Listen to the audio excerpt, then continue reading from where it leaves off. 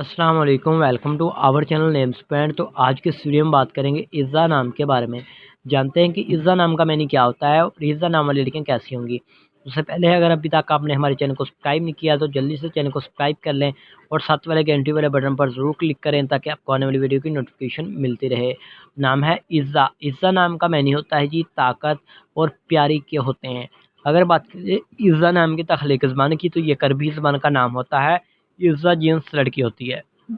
इज़्ज़ा नाम का lucky number 1 माना जाता है और इज़्ज़ा नाम का मज़ाहिब मुस्लिम होता है। इज़्ज़ा नाम के हामी नंबर्स 1, 2, 3, 6, 9, 15 और 24 होते हैं। इज़्ज़ा नाम का बेहतरीन वक़्त 7 पीएम से लेकर 9 पीएम तक होता है और इज़्ज़ा नाम के मुवाफ़िक दिन में गाइस बहुत जुमा और हफ़्ता शामिल है। अगर बात करें कि इज़्ज़ा नाम वाली लड़कियाँ कैसी होंगी तो आप अपनी ज़िंदगी को हमवार और बगैर परेशानियों के गुजारना चाहती हैं। इज़्ज़ा नाम के हाकिम सियारे में ज़िहरा भी शामिल होगा।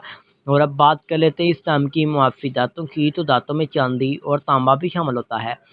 अगर बात करें इस नाम के लकी कलर्स की तो पीला, नीला और सफ़ेद रंग शामिल होगा।